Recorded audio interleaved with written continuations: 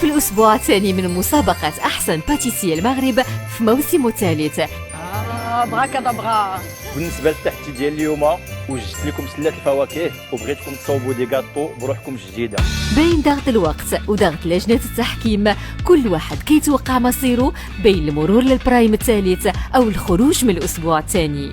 هاد الشيء لا توريه شاد الروينه لا توريه شاد الروينه. حنا تنقولوا بالمراكشيه الا شفنا بحال هذا الشيء ما فهمنا والو، تنقولوا اش هو هذا الشيء.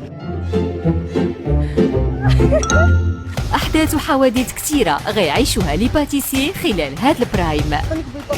برصتيني خالتي توريه كذب عليك والله شي برصتيني. اسمح لي.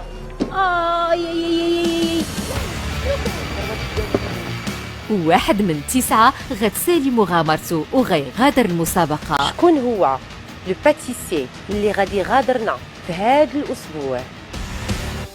انتظرونا في أحسن باتيسي المغرب الثلاثاء مساء على قناتكم دزام.